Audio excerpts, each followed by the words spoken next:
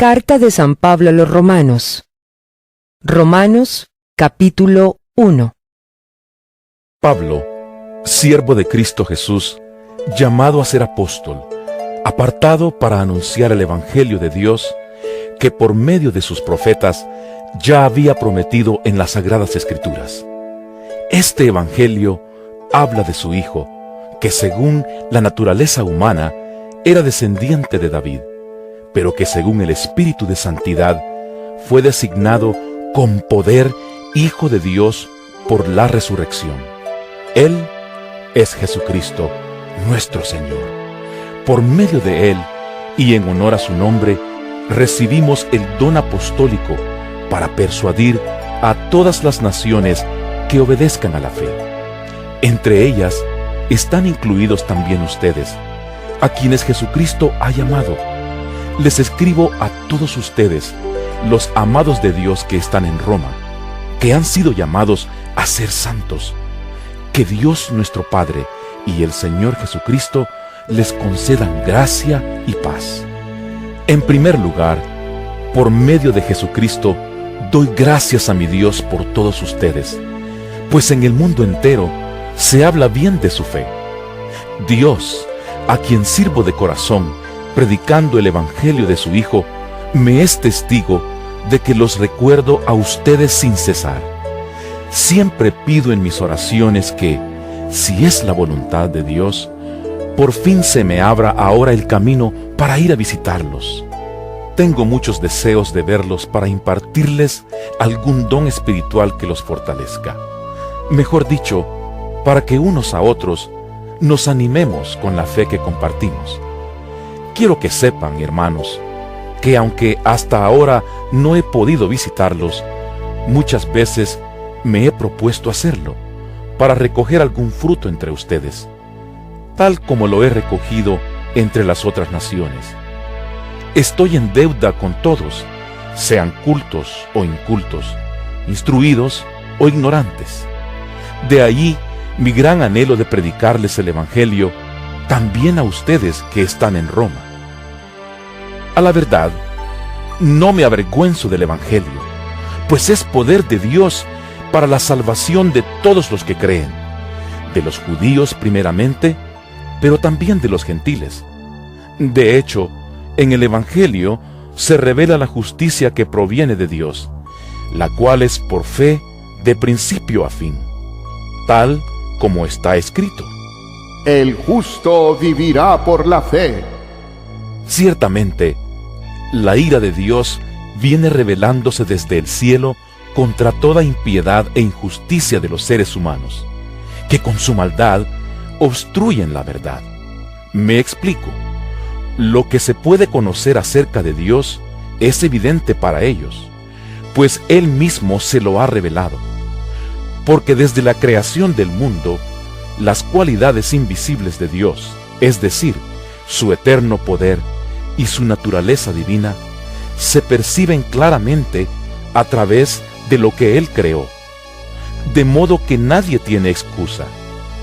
A pesar de haber conocido a Dios, no lo glorificaron como a Dios, ni le dieron gracias, sino que se extraviaron en sus inútiles razonamientos y se les oscureció su insensato corazón. Aunque afirmaban ser sabios, se volvieron necios y cambiaron la gloria del Dios inmortal por imágenes que eran réplicas del hombre mortal, de las aves, de los cuadrúpedos y de los reptiles. Por eso, Dios los entregó a los malos deseos de sus corazones, que conducen a la impureza sexual, de modo que degradaron sus cuerpos los unos con los otros, cambiaron la verdad de Dios por la mentira, adorando y sirviendo a los seres creados antes que al Creador, quien es bendito por siempre. Amén. Por tanto, Dios los entregó a pasiones vergonzosas. En efecto, las mujeres cambiaron las relaciones naturales por las que van contra la naturaleza. Asimismo, los hombres dejaron las relaciones naturales con la mujer y se encendieron en pasiones lujuriosas los unos con los otros. Hombres con hombres cometieron actos indecentes y en sí mismos recibieron el castigo que merecía su perversión. Además, como estimaron que no valía la pena tomar en cuenta el conocimiento de Dios, Él a su vez los entregó a la depravación mental, para que hicieran lo que no debían hacer. Se han llenado de toda clase de maldad, perversidad, avaricia y depravación. Están repletos de envidia, homicidios, disensiones, engaño y malicia. Son chismosos, calumniadores, enemigos de Dios, insolentes, soberbios y arrogantes. Se ingenian maldades, se rebelan contra sus padres, son insensatos, desleales, insensibles, despiadados.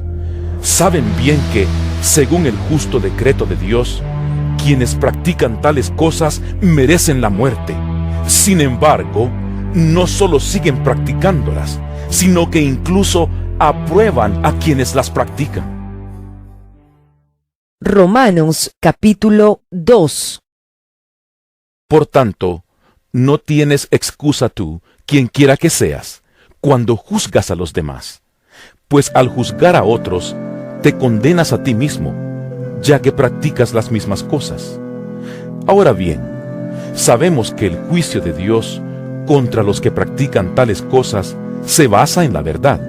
¿Piensas entonces que vas a escapar del juicio de Dios, tú que juzgas a otros y sin embargo haces lo mismo que ellos?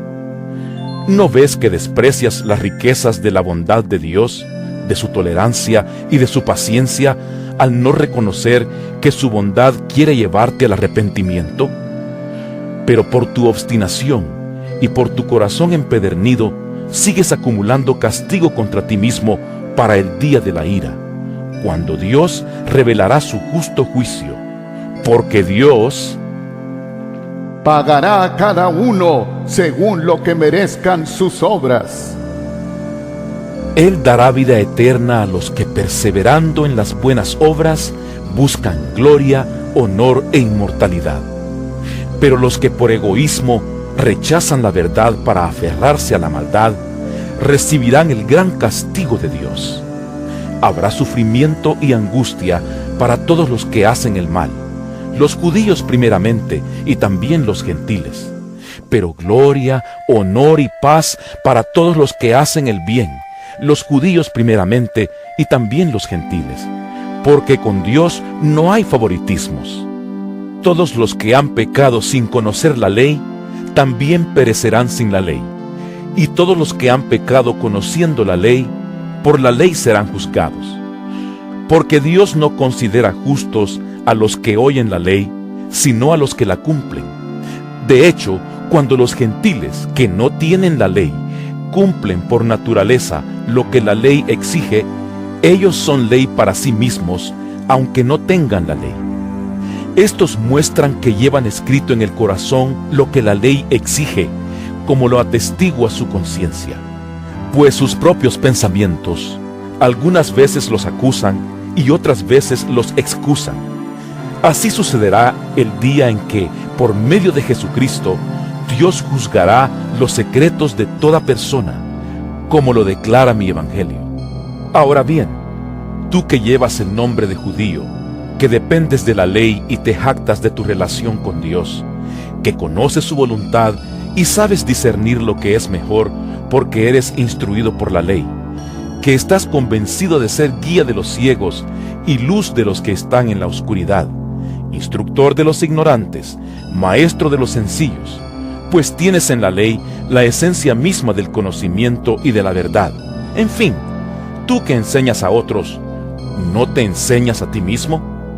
Tú que predicas contra el robo, ¿robas? Tú que dices que no se debe cometer adulterio, ¿adulteras? Tú que aborreces a los ídolos, ¿robas de sus templos? Tú que te jactas de la ley, ¿deshonras a Dios quebrantando la ley? Así está escrito. Por causa de ustedes se blasfema el nombre de Dios entre los gentiles. La circuncisión tiene valor si observas la ley, pero si la quebrantas, vienes a ser como un incircunciso. Por lo tanto, Si los gentiles cumplen los requisitos de la ley, ¿no se les considerará como si estuvieran circuncidados? El que no está físicamente circuncidado, pero obedece la ley, te condenará a ti, que a pesar de tener el mandamiento escrito y la circuncisión, quebrantas la ley. Lo exterior no hace a nadie judío, ni consiste la circuncisión en una señal en el cuerpo. El verdadero judío lo es interiormente, y la circuncisión es la del corazón, la que realiza el espíritu, no el mandamiento escrito. Al que es judío así, lo alaba Dios y no la gente. Romanos capítulo 3. Entonces, ¿qué se gana con ser judío o qué valor tiene la circuncisión? Mucho, desde cualquier punto de vista. En primer lugar, a los judíos se les confiaron las palabras mismas de Dios. Pero entonces, si a algunos les faltó la fe, ¿acaso su falta de fe anula la fidelidad de Dios? De ninguna manera. Dios es siempre veraz, aunque el hombre sea mentiroso. Así está escrito. Por eso eres justo en tu sentencia y triunfarás cuando te juzguen. Pero si nuestra injusticia pone de relieve la justicia de Dios, ¿qué diremos? ¿Que Dios es injusto al descargar sobre nosotros su ira?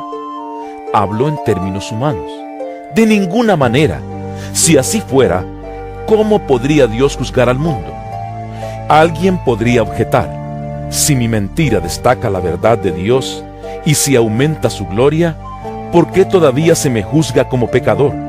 ¿Por qué no decir: hagamos lo malo para que venga lo bueno? Así nos calumnian algunos, asegurando que eso es lo que enseñamos. Pero bien merecida se tiene la condenación. ¿A qué conclusión llegamos? ¿Acaso los judíos somos mejores? De ninguna manera. Ya hemos demostrado que tanto los judíos como los gentiles están bajo el pecado. Así está escrito. No hay un solo justo, ni siquiera uno. No hay nadie que entienda, nadie que busque a Dios. Todos se han descarriado, a una se han corrompido. No hay nadie que haga lo bueno, no hay uno solo. Su garganta es un sepulcro abierto, con su lengua profieren engaños. Veneno de víbora hay en sus labios, llena está su boca de maldiciones y de amargura. Veloces son sus pies para ir a derramar sangre, dejan ruina y miseria en sus caminos, y no conocen la senda de la paz. No hay temor de Dios delante de sus ojos. Ahora bien, sabemos que todo lo que dice la ley, lo dice a quienes están sujetos a ella, para que todo el mundo se calle la boca y quede convicto delante de Dios. Por tanto, nadie será justificado en presencia de Dios por hacer las obras que exige la ley. Más bien, mediante la ley, cobramos conciencia del pecado. Pero ahora, sin la mediación de la ley, se ha manifestado la justicia de Dios, de la que dan testimonio la ley y los profetas. Esta justicia de Dios llega mediante la fe en Jesucristo a todos los que creen. De hecho, no hay distinción, pues todos han pecado y están privados de la gloria de Dios, pero por su gracia son justificados gratuitamente mediante la redención que Cristo Jesús efectuó. Dios lo ofreció como un sacrificio de expiación que se recibe por la fe en su sangre, para así demostrar su justicia. Anteriormente, en su paciencia, Dios había pasado por alto los pecados, pero en el tiempo presente ha ofrecido a Jesucristo para manifestar su justicia. De este modo, Dios es justo y a la vez el que justifica a los que tienen fe en Jesús. ¿Dónde pues está la jactancia? Queda excluida. ¿Por cuál principio? ¿Por el de la observancia de la ley? No, sino por el de la fe, porque sostenemos que todos somos justificados por la fe, y no por las obras que la ley exige. ¿Es acaso Dios solo Dios de los judíos? ¿No lo es también de los gentiles? Sí, también es Dios de los gentiles, pues no hay más que un solo Dios. Él justificará por la fe a los que están circuncidados y mediante esa misma fe a los que no lo están. ¿Quiere decir que anulamos la ley con la fe? De ninguna manera, más bien confirmamos la ley. Romanos capítulo 4. Entonces, ¿qué diremos en el caso de nuestro antepasado Abraham? En realidad, si Abraham hubiera sido justificado por las obras, habría tenido de qué jactarse, pero no delante de Dios. Pues, ¿qué dice la Escritura? Le creyó Abraham a Dios, y esto se le tomó en cuenta como justicia. Ahora bien, cuando alguien trabaja, no se le toma en cuenta el salario como un favor, sino como una deuda. Sin embargo, al que no trabaja, sino que cree en el que justifica al malvado, se le toma en cuenta la fe como justicia.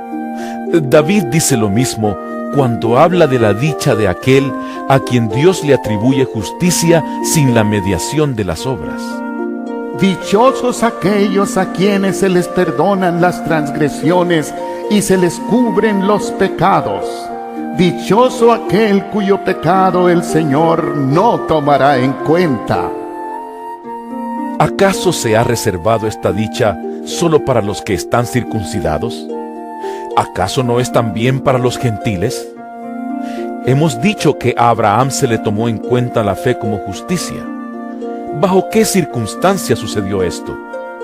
¿Fue antes o después de ser circuncidado? Antes y no después.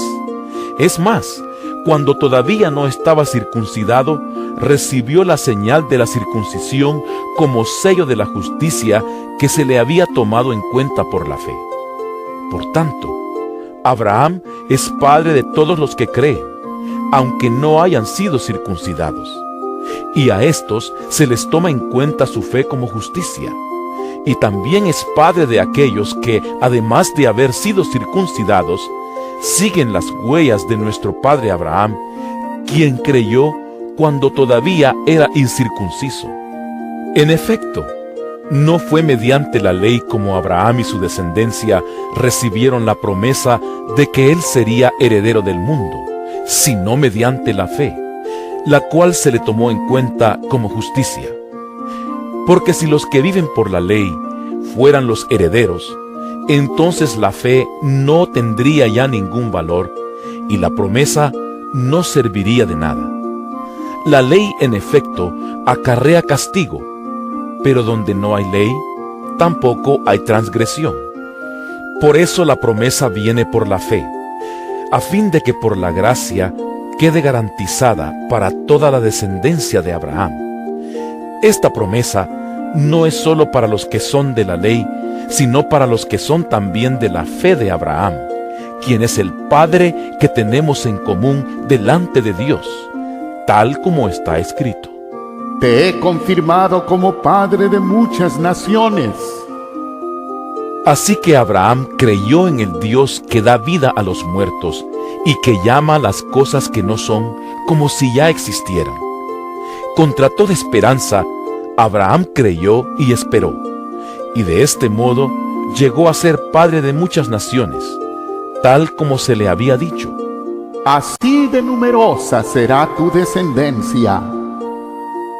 Su fe no flaqueó, aunque reconocía que su cuerpo estaba como muerto, pues ya tenía unos 100 años, y que también estaba muerta la matriz de Sara.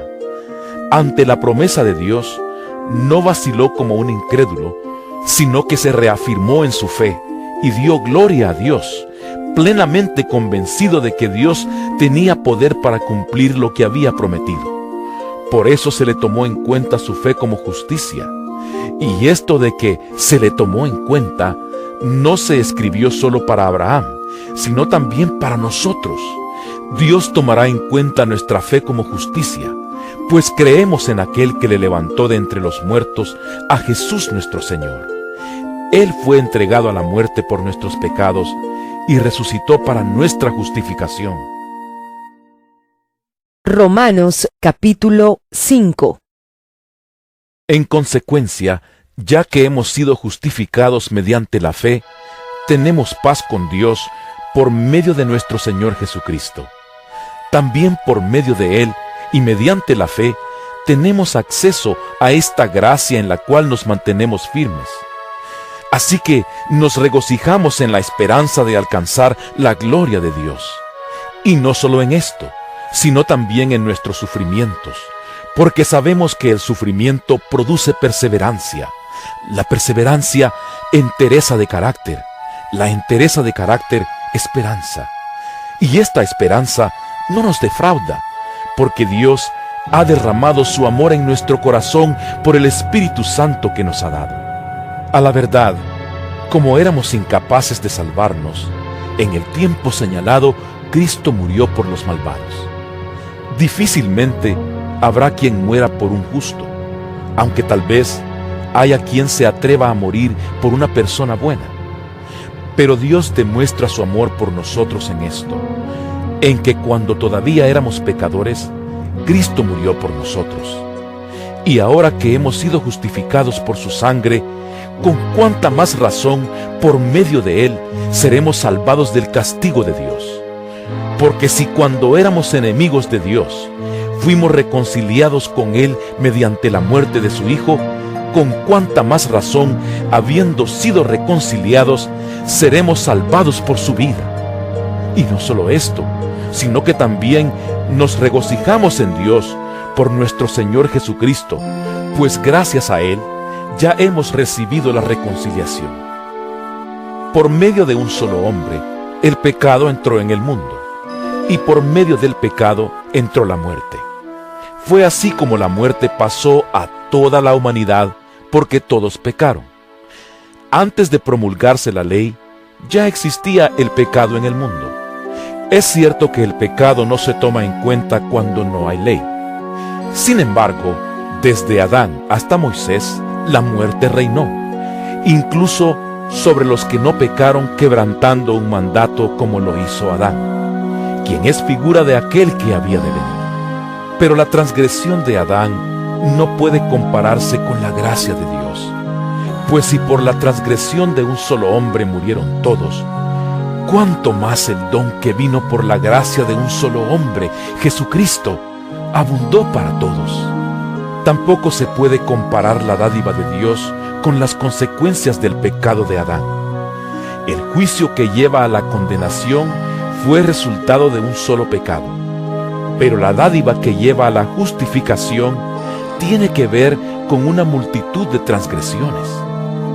Pues si por la transgresión de un solo hombre reinó la muerte, con mayor razón los que reciben en abundancia la gracia y el don de la justicia reinarán en vida por medio de un solo hombre, Jesucristo.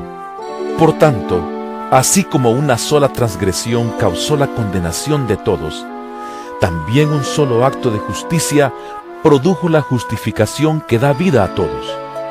Porque así como por la desobediencia de uno solo muchos fueron constituidos pecadores, también por la obediencia de uno solo muchos serán constituidos justos. En lo que atañe a la ley, ésta intervino para que aumentara la transgresión. Pero allí donde abundó el pecado, sobreabundó la gracia, a fin de que así como reinó el pecado en la muerte, reine también la gracia que nos trae justificación y vida eterna por medio de Jesucristo nuestro Señor. Romanos capítulo 6. ¿Qué concluiremos? ¿Vamos a persistir en el pecado para que la gracia abunde? De ninguna manera. Nosotros que hemos muerto al pecado, ¿cómo podemos seguir viviendo en él? ¿Acaso no saben ustedes que todos los que fuimos bautizados para unirnos con Cristo Jesús, en realidad fuimos bautizados para participar en su muerte? Por tanto, mediante el bautismo fuimos sepultados con Él en su muerte, a fin de que así como Cristo resucitó por el poder del Padre, también nosotros llevemos una vida nueva. En efecto, Si hemos estado unidos con Él en su muerte, sin duda también estaremos unidos con Él en su resurrección. Sabemos que nuestra vieja naturaleza fue crucificada con Él para que nuestro cuerpo pecaminoso perdiera su poder, de modo que ya no siguiéramos siendo esclavos del pecado, porque el que muere queda liberado del pecado.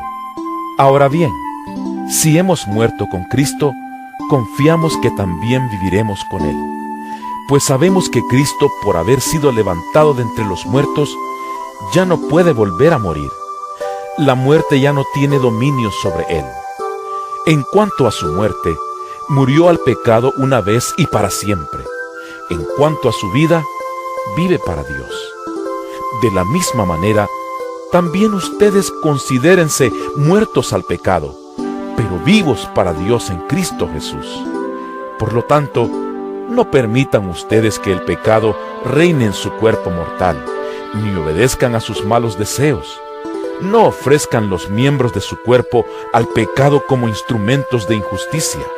Al contrario, ofrézcanse más bien a Dios como quienes han vuelto de la muerte a la vida, presentando los miembros de su cuerpo como instrumentos de justicia. Así el pecado no tendrá dominio sobre ustedes, porque ya no están bajo la ley, sino bajo la gracia. Entonces, ¿qué? ¿Vamos a pecar porque no estamos ya bajo la ley, sino bajo la gracia? De ninguna manera. ¿Acaso no saben ustedes que cuando se entregan a alguien para obedecerlo, son esclavos de aquel a quien obedecen? Claro que lo son, ya sea del pecado que lleva a la muerte o de la obediencia que lleva a la justicia. Pero gracias a Dios, que aunque antes eran esclavos del pecado, ya se han sometido de corazón a la enseñanza que les fue transmitida. En efecto, habiendo sido liberados del pecado, ahora son ustedes esclavos de la justicia. Hablo en términos humanos, por las limitaciones de su naturaleza humana. Antes, ofrecían ustedes los miembros de su cuerpo para servir a la impureza, que lleva más y más a la maldad.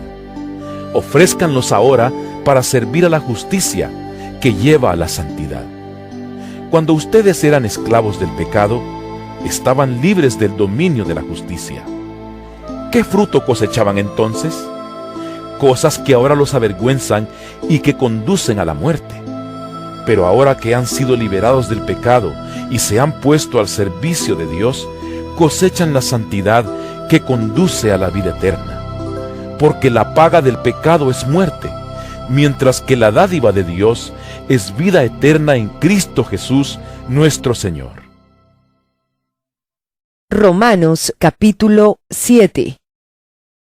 Hermanos, les hablo como a quienes conocen la ley. ¿Acaso no saben que uno está sujeto a la ley solamente en vida? Por ejemplo, la casada está ligada por ley a su esposo solo mientras éste vive, pero si su esposo muere, ella queda libre de la ley que la unía a su esposo. Por eso, si se casa con otro hombre mientras su esposo vive, se le considera adúltera. Pero si muere su esposo, ella queda libre de esa ley, y no es adúltera, aunque se case con otro hombre. Asimismo, hermanos míos, ustedes murieron a la ley mediante el cuerpo crucificado de Cristo, a fin de pertenecer al que fue levantado de entre los muertos. De este modo, daremos fruto para Dios. Porque cuando nuestra naturaleza pecaminosa aún nos dominaba, las malas pasiones que la ley nos despertaba actuaban en los miembros de nuestro cuerpo y dábamos fruto para muerte. Pero ahora, al morir a lo que nos tenía subyugados, hemos quedado libres de la ley a fin de servir a Dios con el nuevo poder que nos da el Espíritu y no por medio del antiguo mandamiento escrito. ¿Qué concluiremos? ¿Que la ley es pecado? De ninguna manera. Sin embargo, si no fuera por la ley, no me habría dado cuenta de lo que es el pecado. Por ejemplo, nunca habría sabido yo lo que es codiciar si la ley no hubiera dicho: no codicies. Pero el pecado aprovechando la oportunidad que le proporcionó el mandamiento, despertó en mí toda clase de codicia. Porque aparte de la ley, el pecado está muerto. En otro tiempo, yo tenía vida aparte de la ley, pero cuando vino el mandamiento, cobró vida el pecado y yo morí. Se me hizo evidente que el mismo mandamiento que debía haberme dado vida, me llevó a la muerte, porque el pecado se aprovechó del mandamiento, me engañó, y por medio de él me mató. Concluimos, pues, que la ley es santa, y que el mandamiento es santo, justo y bueno. Pero entonces, ¿lo que es bueno se convirtió en muerte para mí? De ninguna manera. Más bien, fue el pecado lo que, valiéndose de lo bueno, me produjo la muerte. Ocurrió así para que el pecado se manifestara claramente, o sea, para que mediante el mandamiento se demostrara lo extremadamente malo que es el pecado. Sabemos en efecto que la ley es espiritual, pero yo soy meramente humano y estoy vendido como esclavo al pecado. No entiendo lo que me pasa, pues no hago lo que quiero, sino lo que aborrezco. Ahora bien, si hago lo que no quiero, estoy de acuerdo en que la ley es buena. Pero en ese caso, ya no soy yo quien lo lleva a cabo, sino el pecado que habita en mí. Yo sé que en mí, es decir, en mi naturaleza pecaminosa, nada bueno habita. Aunque deseo hacer lo bueno, no soy capaz de hacerlo. De hecho, no hago el bien que quiero, sino el mal que no quiero. Y si hago lo que no quiero, ya no soy yo quien lo hace, sino el pecado que habita en mí. Así que descubro esta ley, que cuando quiero hacer el bien, me acompaña el mal. Porque en lo íntimo de mi ser, me deleito en la ley de Dios. Pero me doy cuenta de que en los miembros de mi cuerpo hay otra ley, que es la ley del pecado. Esta ley lucha contra la ley de mi mente y me tiene cautivo. Soy un pobre miserable. ¿Quién me librará de este cuerpo mortal? Gracias a Dios por medio de Jesucristo nuestro Señor. En conclusión, con la mente yo mismo me someto a la ley de Dios, pero mi naturaleza pecaminosa está sujeta a la ley del pecado. Romanos capítulo 8. Por lo tanto, ya no hay ninguna condenación para los que están unidos a Cristo Jesús, pues por medio de Él, la ley del Espíritu de vida me ha liberado de la ley del pecado y de la muerte. En efecto, la ley no pudo liberarnos porque la naturaleza pecaminosa anuló su poder. Por eso Dios envió a su propio Hijo en condición semejante a nuestra condición de pecadores, para que se ofreciera en sacrificio por el pecado. Así condenó Dios al pecado en la naturaleza humana, a fin de que las justas demandas de la ley se cumplieran en nosotros, que no vivimos según la naturaleza pecaminosa, sino según el Espíritu. Los que viven conforme a la naturaleza pecaminosa fijan la mente en los deseos de tal naturaleza. En cambio, los que viven conforme al Espíritu fijan la mente en los deseos del Espíritu. La mentalidad pecaminosa es muerte, mientras que la mentalidad que proviene del Espíritu es vida y paz. La mentalidad pecaminosa es enemiga de Dios, pues no se somete a la ley de Dios, ni es capaz de hacerlo. Los que viven según la naturaleza pecaminosa no pueden agradar a Dios. Sin embargo, ustedes no viven según la naturaleza pecaminosa, sino según el Espíritu, si es que el Espíritu de Dios vive en ustedes. Y si alguno no tiene el Espíritu de Cristo, no es de Cristo. Pero si Cristo está en ustedes, el cuerpo está muerto a causa del pecado, pero el Espíritu que está en ustedes es vida a causa de la justicia.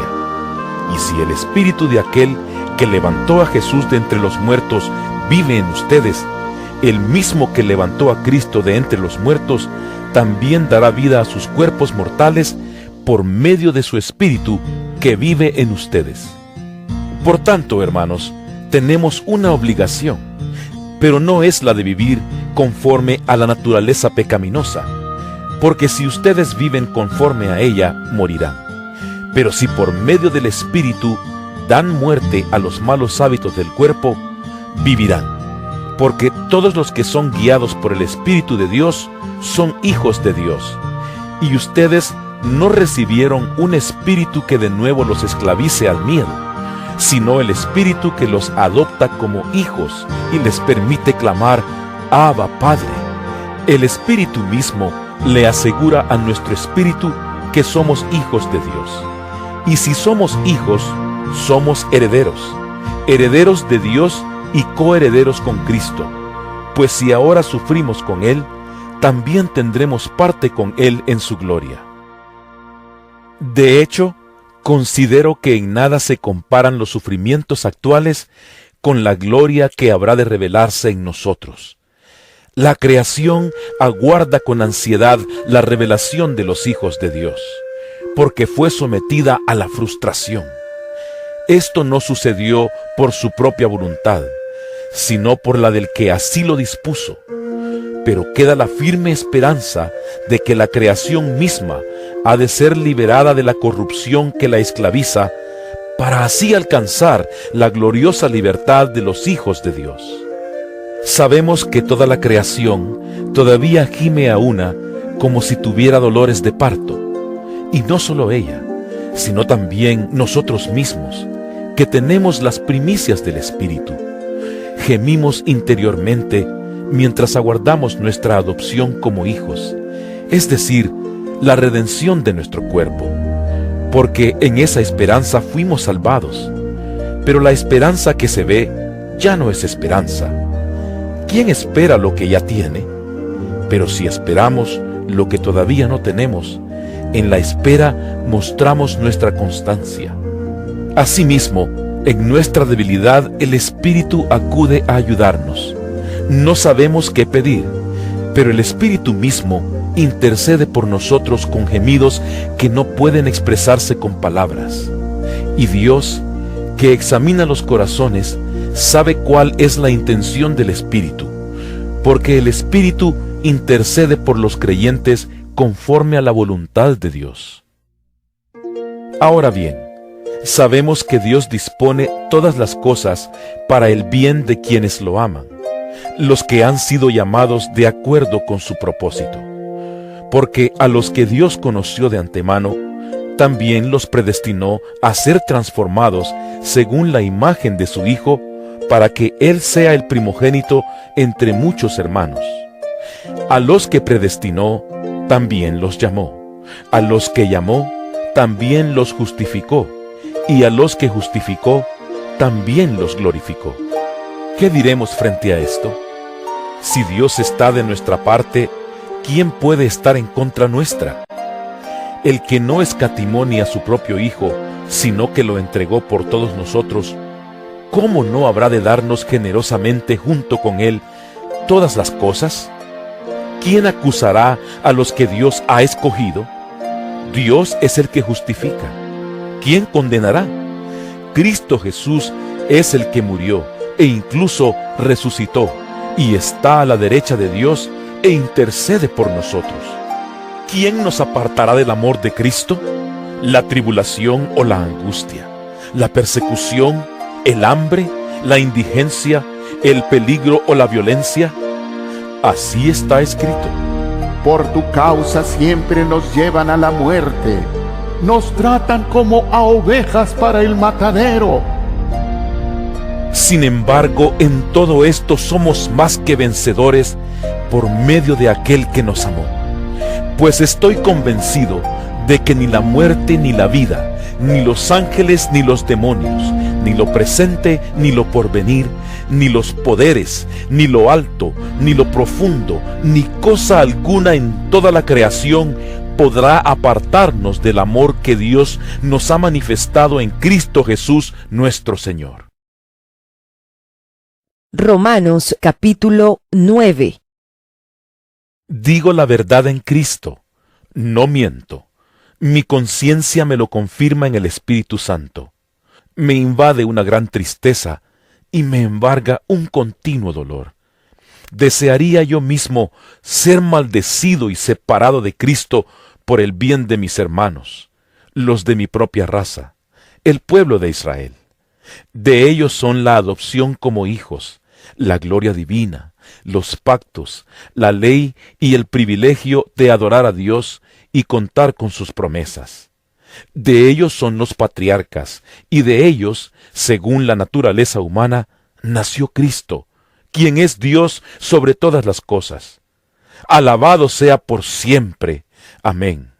Ahora bien, no digamos que la palabra de Dios ha fracasado. Lo que sucede es que no todos los que descienden de Israel son Israel. Tampoco por ser descendientes de Abraham son todos hijos suyos. Al contrario. Tu descendencia se establecerá por medio de Isaac. En otras palabras, los hijos de Dios no son los descendientes naturales.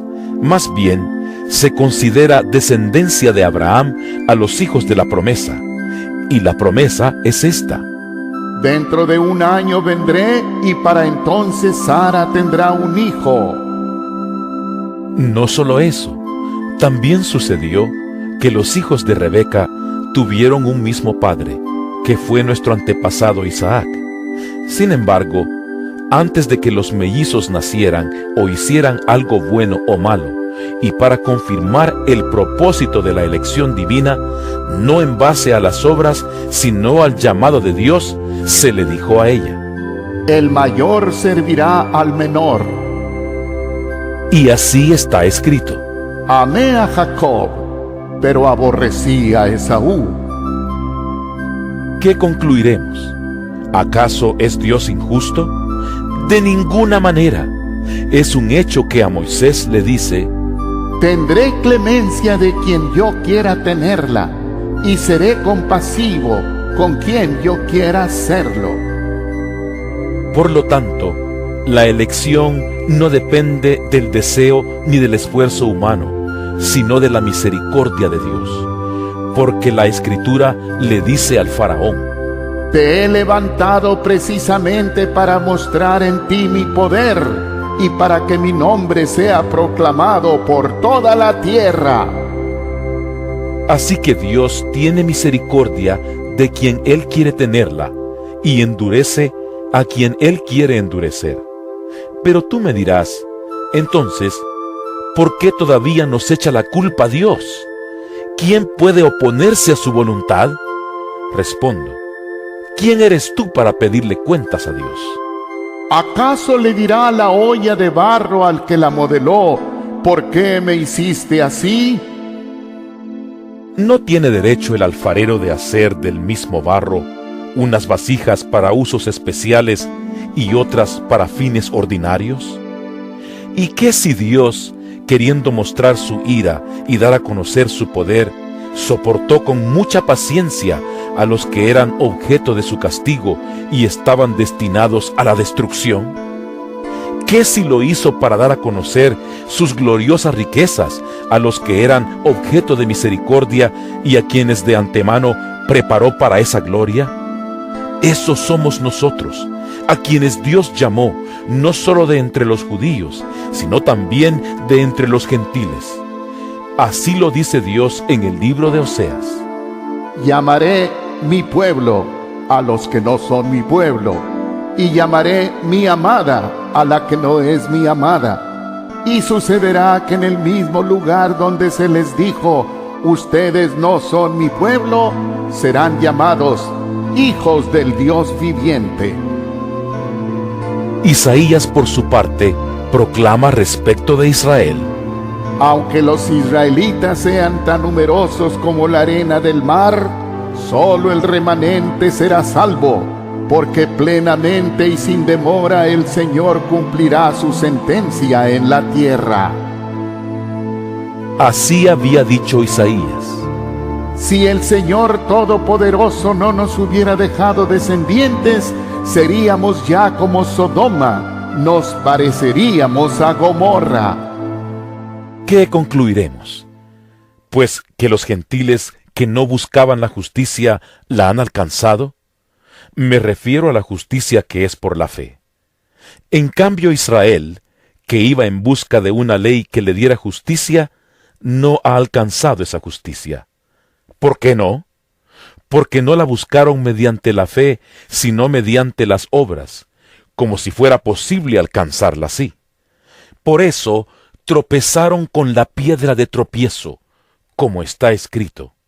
Miren que pongo en Sión una piedra de tropiezo y una roca que hace caer, pero el que confíe en él no será defraudado.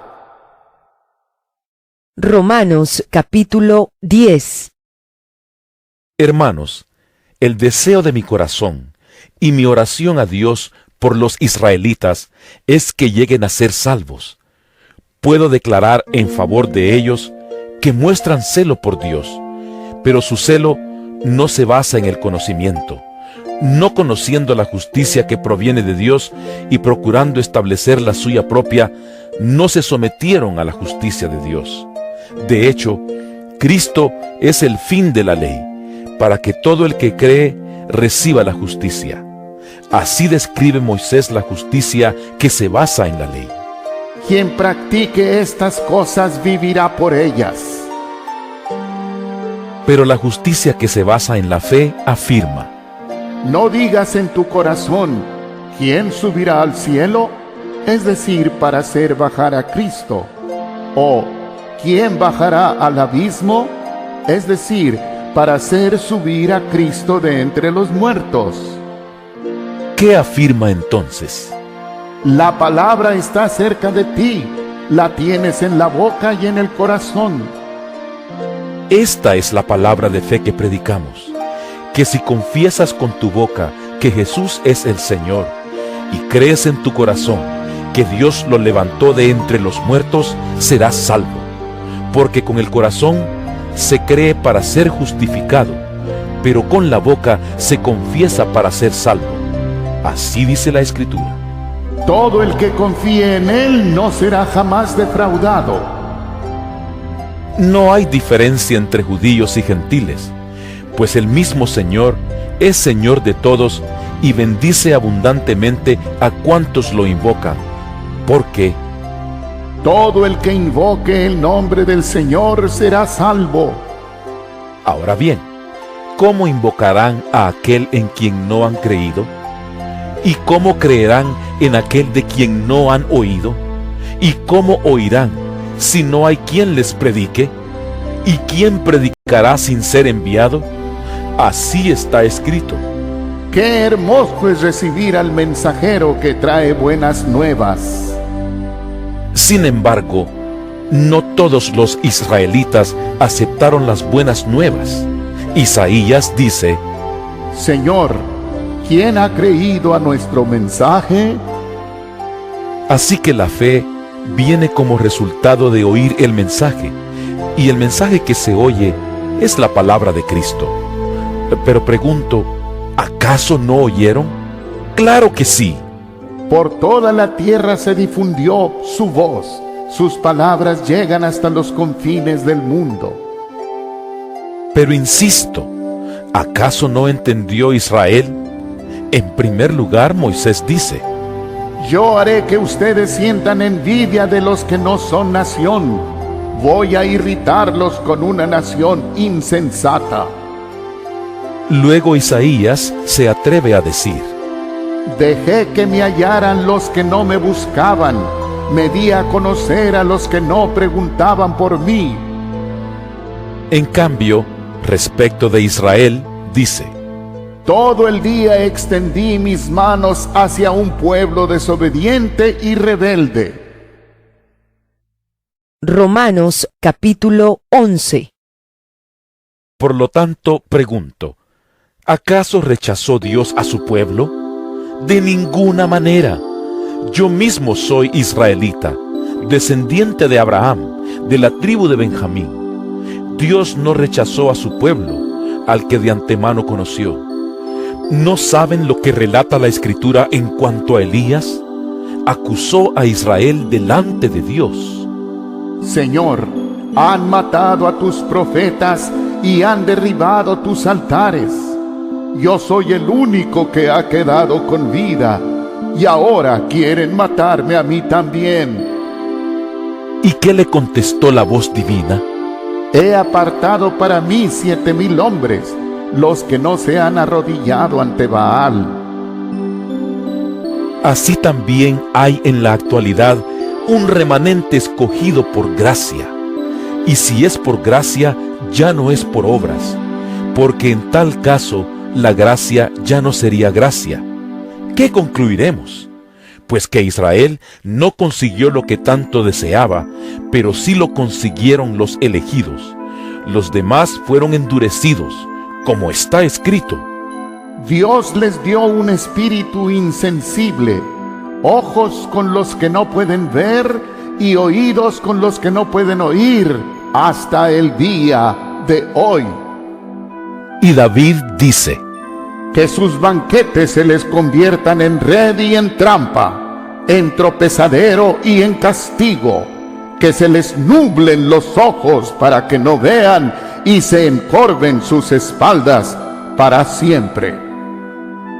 Ahora pregunto, ¿acaso tropezaron para no volver a levantarse? De ninguna manera. Más bien, gracias a su transgresión, ha venido la salvación a los gentiles para que Israel sienta celos. Pero si su transgresión ha enriquecido al mundo, es decir, si su fracaso ha enriquecido a los gentiles, ¿cuánto mayor será la riqueza que su plena restauración producirá? Me dirijo ahora a ustedes, los gentiles. Como apóstol que soy de ustedes, le hago honor a mi ministerio, pues quisiera ver si de algún modo despierto los celos de mi propio pueblo, para así salvar a algunos de ellos. Pues si el haberlos rechazado dio como resultado la reconciliación entre Dios y el mundo, ¿no será su restitución una vuelta a la vida? Si se consagra la parte de la masa que se ofrece como primicias, también se consagra toda la masa. Si la raíz es santa, también lo son las ramas. Ahora bien, es verdad que algunas de las ramas han sido desgajadas y que tú, siendo de olivo silvestre, has sido injertado entre las otras ramas. Ahora participas de la savia nutritiva de la raíz del olivo. Sin embargo, no te vayas a creer mejor que las ramas originales. Y si te jactas de ello, ten en cuenta que no eres tú quien nutre a la raíz, sino que es la raíz la que te nutre a ti. Tal vez dirás: desgajaron unas ramas para que yo fuera injertado. De acuerdo, pero ellas fueron desgajadas por su falta de fe, y tú por la fe te mantienes firme. Así que no seas arrogante, sino temeroso, porque si Dios no tuvo miramientos con las ramas originales, tampoco los tendrá contigo.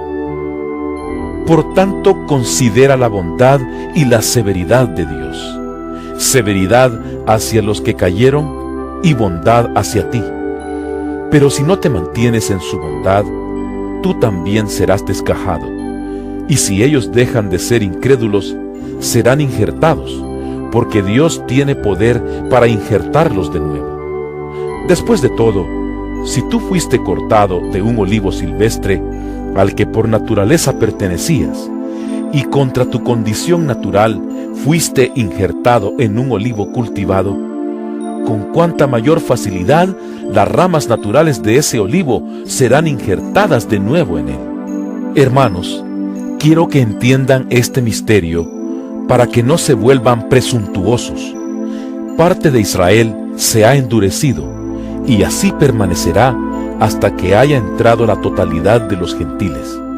De esta manera, todo Israel será salvo, como está escrito. El Redentor vendrá de Sión y apartará de Jacob la impiedad, y este será mi pacto con ellos cuando perdone sus pecados. Con respecto al Evangelio, los israelitas son enemigos de Dios para bien de ustedes. Pero si tomamos en cuenta la elección, son amados de Dios por causa de los patriarcas, porque las dádivas de Dios son irrevocables, como lo es también su llamamiento, De hecho, en otro tiempo, ustedes fueron desobedientes a Dios, pero ahora, por la desobediencia de los israelitas, han sido objeto de su misericordia. Asimismo, estos que han desobedecido recibirán misericordia ahora, como resultado de la misericordia de Dios hacia ustedes. En fin, Dios ha sujetado a todos a la desobediencia con el fin de tener misericordia de todos. Qué profundas son las riquezas de la sabiduría y del conocimiento de Dios. Qué indescifrables sus juicios e impenetrables sus caminos. ¿Quién ha conocido la mente del Señor, o quién ha sido su consejero? ¿Quién le ha dado primero a Dios para que luego Dios le pague? Porque todas las cosas proceden de Él y existen por Él y para Él. A Él sea la gloria por siempre. Amén. Romanos capítulo 12. Por lo tanto, hermanos, tomando en cuenta la misericordia de Dios, les ruego que cada uno de ustedes, en adoración espiritual, ofrezca su cuerpo como sacrificio vivo, santo y agradable a Dios. No se amolden al mundo actual, sino sean transformados mediante la renovación de su mente. Así podrán comprobar cuál es la voluntad de Dios, buena, agradable y perfecta. Por la gracia que se me ha dado, les digo a todos ustedes, nadie tenga un concepto de sí más alto que el que debe tener, sino más bien piense de sí mismo con moderación, según la medida de fe que Dios le haya dado. Pues así como cada uno de nosotros tiene un solo cuerpo con muchos miembros, y no todos estos miembros desempeñan la misma función, también nosotros, siendo muchos, formamos un solo cuerpo en Cristo, y cada miembro está unido a todos los demás. Tenemos dones diferentes según la gracia que se nos ha dado. Si el don de alguien es el de profecía, que lo use en proporción con su fe. Si es el de prestar un servicio, que lo preste. Si es el de enseñar, que enseñe. Si es el de animar a otros, que los anime. Si es el de socorrer a los necesitados, que dé con generosidad. Si es el de dirigir, que dirija con esmero. Si es el de mostrar compasión, que lo haga con alegría. El amor debe ser sincero. Aborrezcan el mal, aférrense al bien. Ámense los unos a los otros con amor fraternal, respetándose y honrándose mutuamente. Nunca dejen de ser diligentes.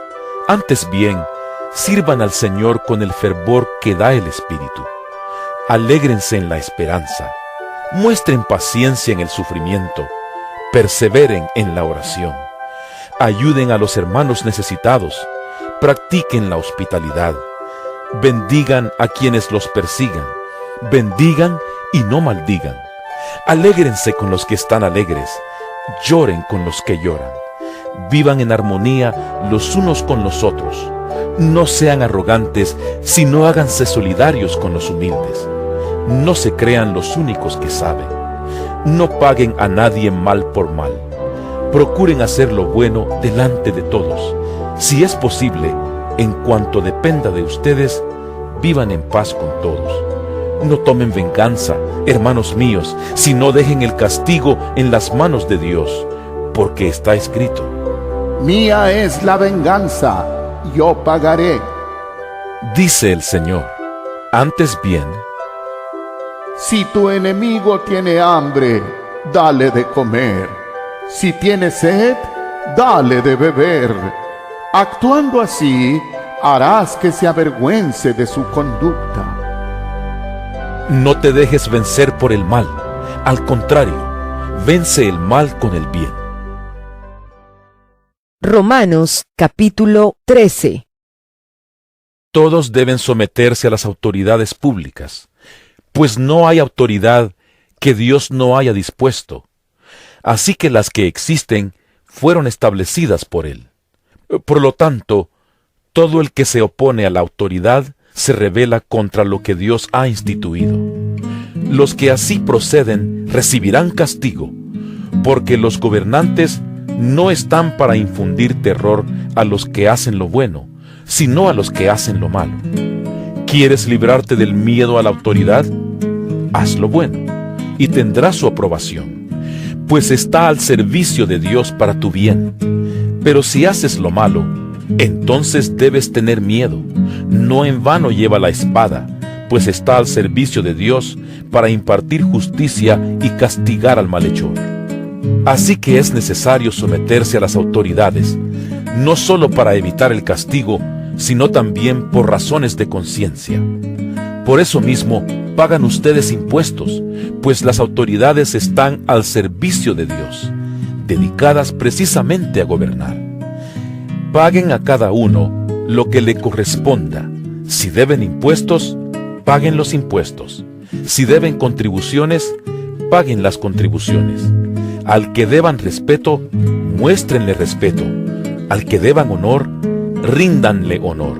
No tengan deudas pendientes con nadie, a no ser la de amarse unos a otros. De hecho, quien ama al prójimo ha cumplido la ley, porque los mandamientos que dicen: no cometas adulterio, no mates, no robes, no codicies, y todos los demás mandamientos se resumen en este precepto: ama a tu prójimo como a ti mismo.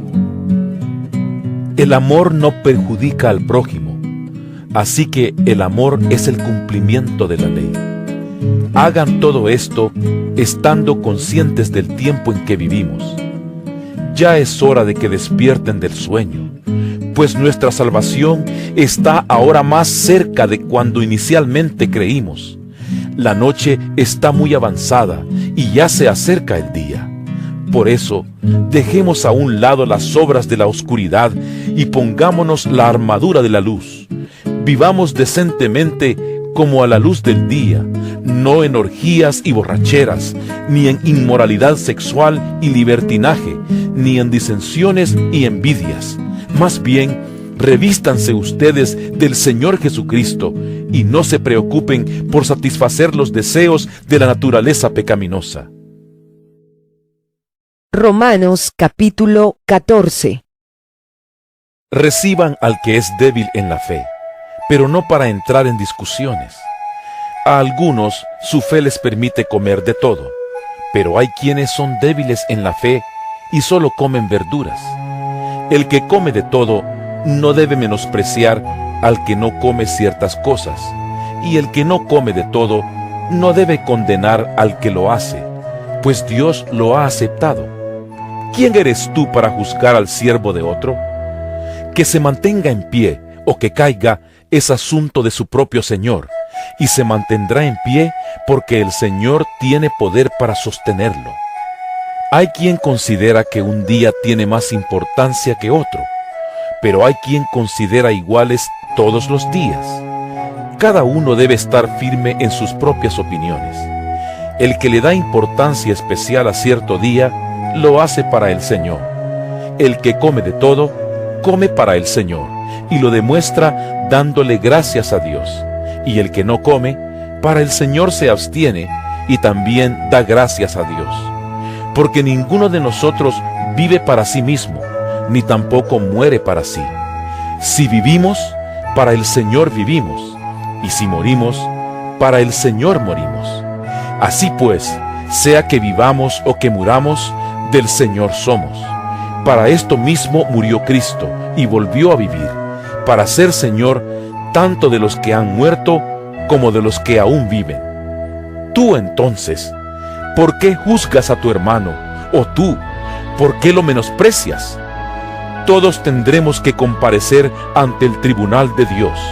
Está escrito: tan cierto como que yo vivo, dice el Señor, ante mí se doblará toda rodilla y toda lengua confesará a Dios.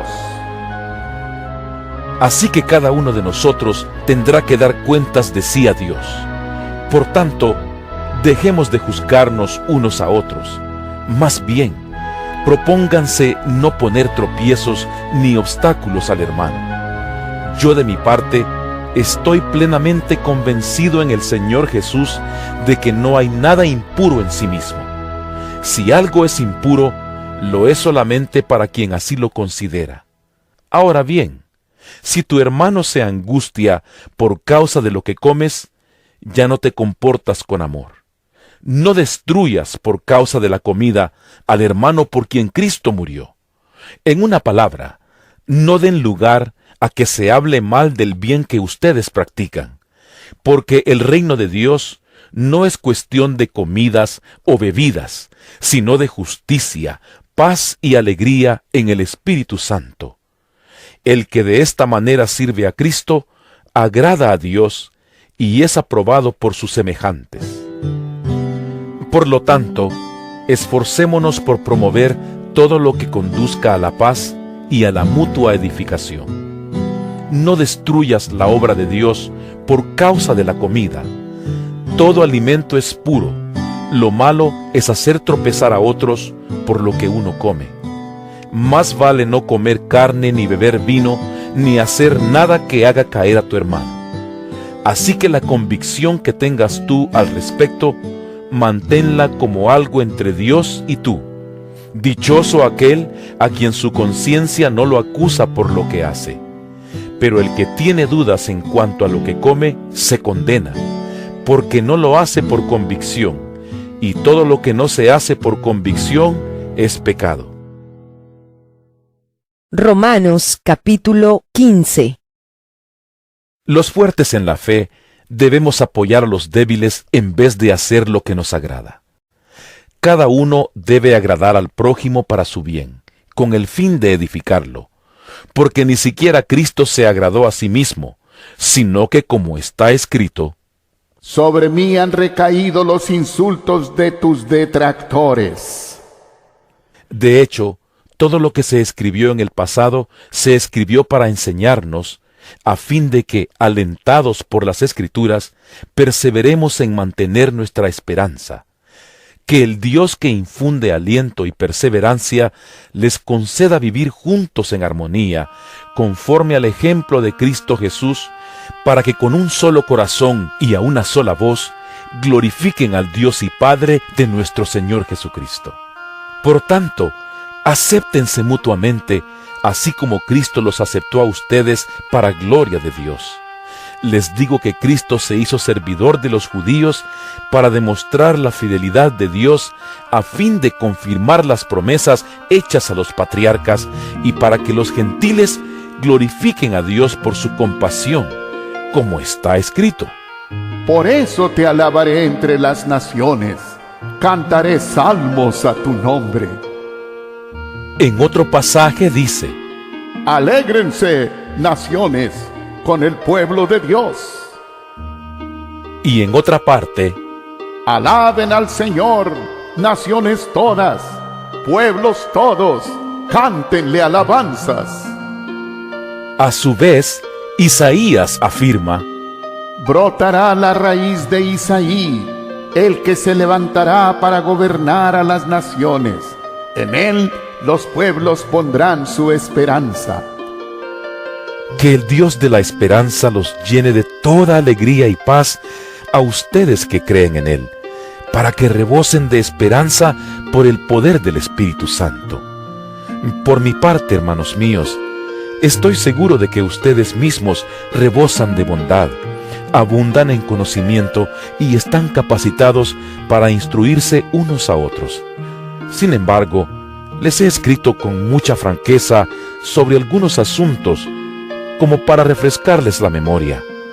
Me he atrevido a hacerlo por causa de la gracia que Dios me dio para ser ministro de Cristo Jesús a los gentiles. Yo tengo el deber sacerdotal de proclamar el Evangelio de Dios, a fin de que los gentiles lleguen a ser una ofrenda aceptable a Dios, santificada por el Espíritu Santo. Por tanto, mi servicio a Dios es para mí motivo de orgullo en Cristo Jesús. No me atreveré a hablar de nada, sino de lo que Cristo ha hecho por medio de mí para que los gentiles lleguen a obedecer a Dios. Lo ha hecho con palabras y obras, mediante poderosas señales y milagros, por el poder del Espíritu de Dios. Así que, habiendo comenzado en Jerusalén, he completado la proclamación del Evangelio de Cristo por todas partes hasta la región de Iliria. En efecto, mi propósito ha sido predicar el Evangelio donde Cristo no sea conocido, para no edificar sobre fundamento ajeno, más bien, como está escrito: Los que nunca habían recibido noticia de Él, lo verán, y entenderán los que no habían oído hablar de Él. Este trabajo es lo que muchas veces me ha impedido ir a visitarlos. Pero ahora que ya no me queda un lugar donde trabajar en estas regiones, y como desde hace muchos años anhelo verlos, tengo planes de visitarlos cuando vaya rumbo a España. Espero que después de que haya disfrutado de la compañía de ustedes por algún tiempo, me ayuden a continuar el viaje. Por ahora voy a Jerusalén para llevar ayuda a los hermanos, ya que Macedonia y Acaya tuvieron a bien hacer una colecta para los hermanos pobres de Jerusalén. Lo hicieron de buena voluntad, aunque en realidad era su obligación hacerlo, porque si los gentiles han participado de las bendiciones espirituales de los judíos, están en deuda con ellos para servirles con las bendiciones materiales. Así que una vez que yo haya cumplido esta tarea y entregado en sus manos este fruto, saldré para España y de paso los visitaré a ustedes. Sé que cuando los visite, iré con la abundante bendición de Cristo. Les ruego, hermanos, por nuestro Señor Jesucristo y por el amor del Espíritu, que se unan conmigo en esta lucha y que oren a Dios por mí. Pídanle que me libre de caer en manos de los incrédulos que están en Judea, y que los hermanos de Jerusalén reciban bien la ayuda que les llevo. De este modo, por la voluntad de Dios, llegaré a ustedes con alegría y podré descansar entre ustedes por algún tiempo. El Dios de paz sea con todos ustedes. Amén. Romanos capítulo 16. Les recomiendo a nuestra hermana Febe, diaconisa de la iglesia de Cencreas. Les pido que la reciban dignamente en el Señor, como conviene hacerlo entre hermanos en la fe. Préstenle toda ayuda que necesite, porque ella ha ayudado a muchas personas, entre las que me cuento yo. Saluden a Priscila y a Aquila, mis compañeros de trabajo en Cristo Jesús.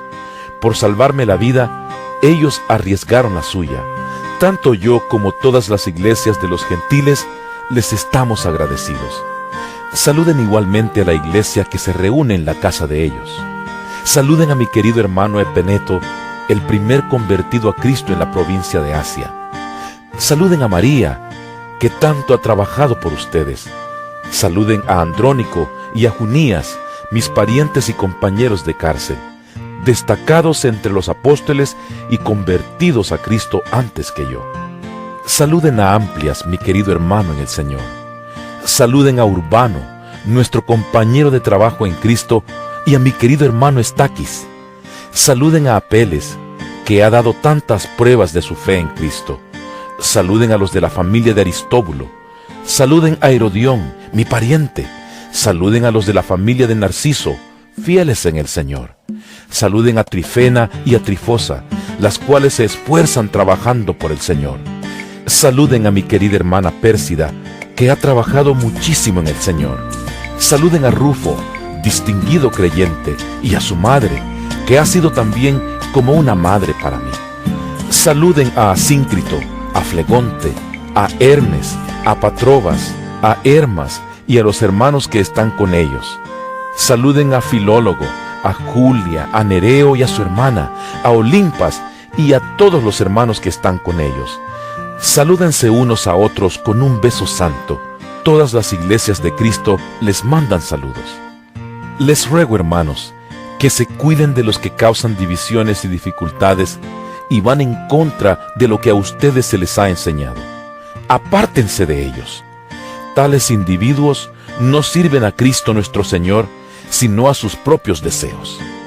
Con palabras suaves y lisonjeras engañan a los ingenuos. Es cierto que ustedes viven en obediencia, lo que es bien conocido de todos y me alegra mucho, pero quiero que sean sagaces para el bien e inocentes para el mal.